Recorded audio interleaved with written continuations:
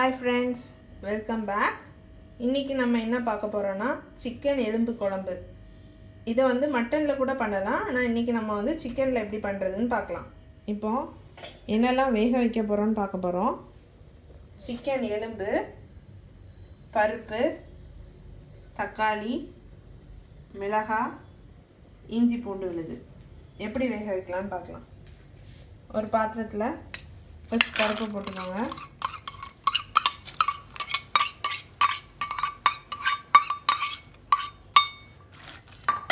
கூடவே சிக்கன் எலும்பு,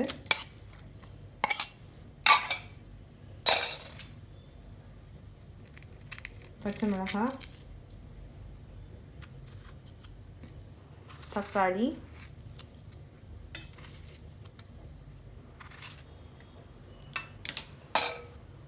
இஞ்சி பூண்டு விழுது போட்டு தண்ணி ஊற்றிக்கோங்க.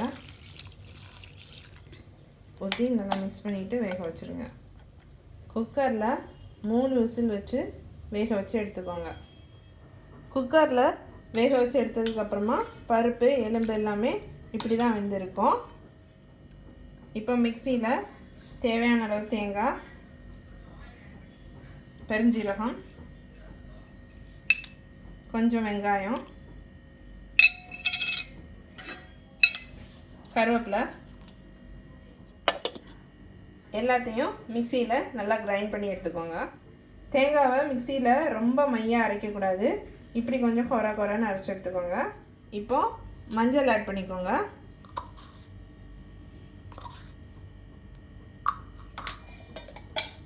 மிளகாத்தூள்,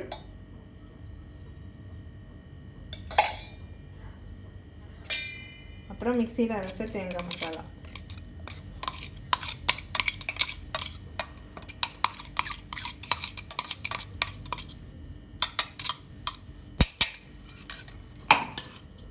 கூடவே தேவையான அளவு உப்பு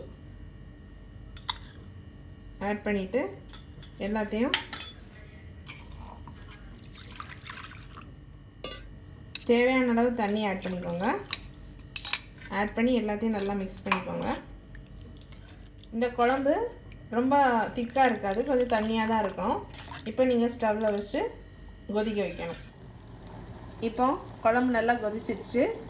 இறக்குற டைம் மல்லித்தலை போட்டுக்கோங்க. மல்லித்தலை போட்டு ஸ்டவ் ஆஃப் பண்ணிவிட்டு இறக்கிடுங்க. இப்போ குழம்பு தாளிச்சிக்கலாம். எண்ணெய் ஊற்றிக்கோங்க.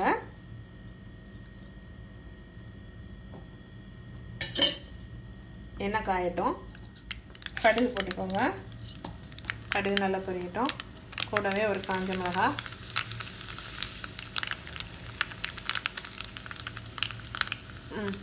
வெங்காயம், கருவேப்பிலை போட்டு நல்லா தாளிச்சுக்கோங்க.